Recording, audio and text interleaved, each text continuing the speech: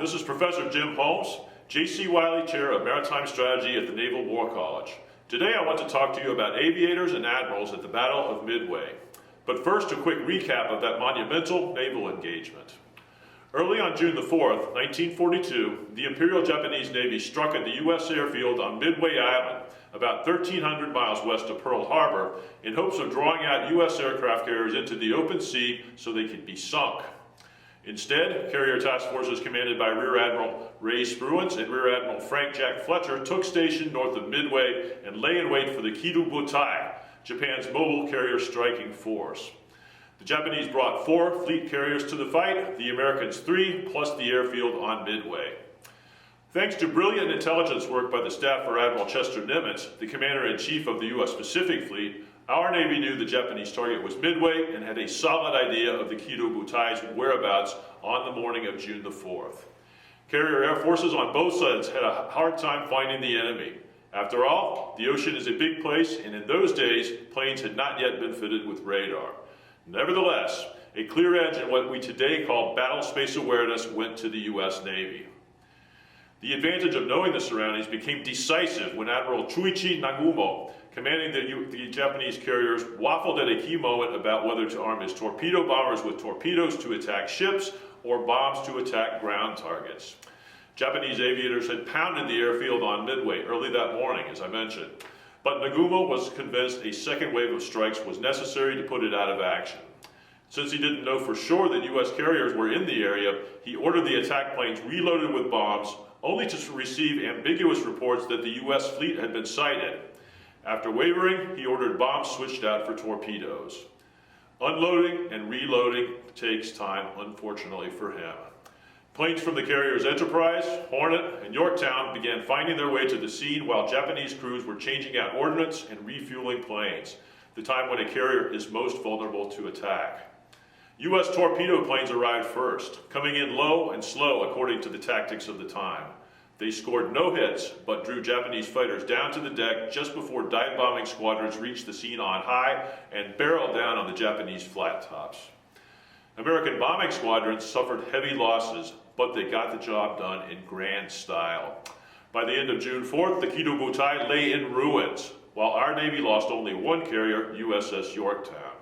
Historian Craig Simons, the author of a must-read history of the Battle of Midway, notes that the strategic initiative passed from Japan's Navy to our Navy in a day. So much for the historical sketch. Now let's put history to work reviewing the part played by aviators and admirals in the battle. Midway was an air battle, so it's natural to dwell on what air crews did, always bearing in mind how many people it takes to keep an airplane flying, defend the fleet from attack, or steam an engineering plant to keep the ship moving and the lights on. Naval aviation is a true team sport, as indeed are all maritime endeavors. Putting the accent on the human factor is right and fitting. As Navy people, we tend to focus on ships, planes, weapons, things in other words. And this is natural. After all, we live on board our platforms. They are home for long stretches of time, and there is no gainsaying the importance of material excellence. But the finest weapon is no better than its user. We should never lose sight of the fact that war is a human enterprise. War pits antagonists animated by ingenuity and competitive fire against each other. Each competitor tries to outthink and outdo the other, imposing its will on an unwilling foe.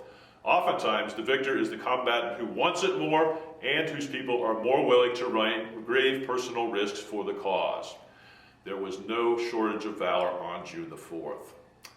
When I think of valor at Midway, I'm thinking of the crews of Torpedo Squadron 8 from USS Hornet, who went in first against the Japanese fleet with no fighter cover and no dive bombers overhead to distract Japanese attention and defensive efforts.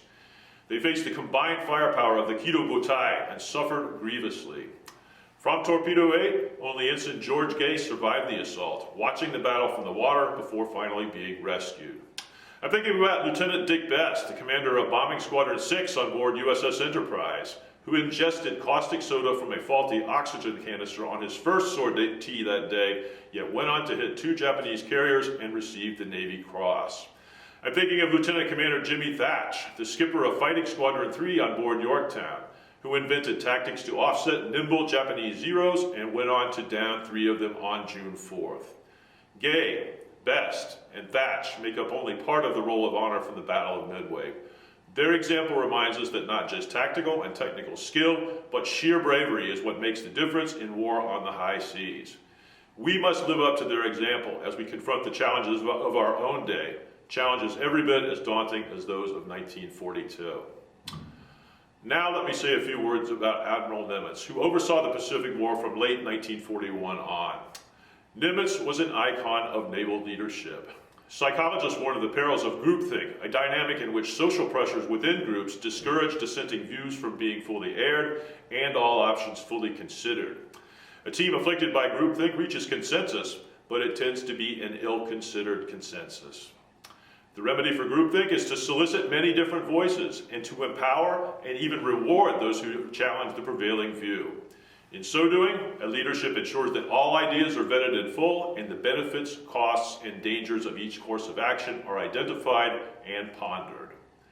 No one has a monopoly on tactical, operational, or strategic insight.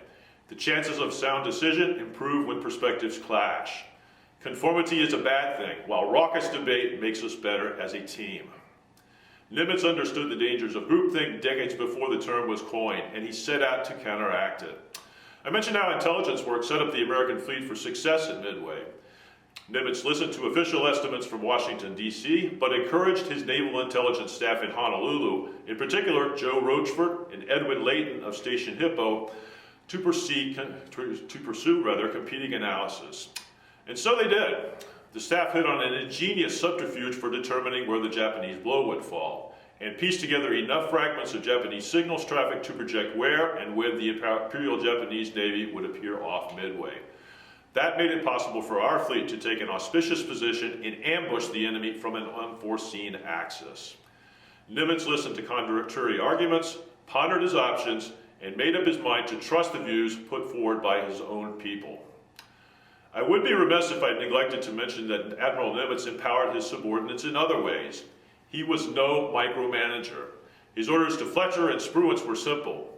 They were to fight according to the principle of calculated risk, meaning they were to avoid exposing the fleet to attack by superior forces unless they saw good prospects of inflicting greater harm on the enemy. That was it.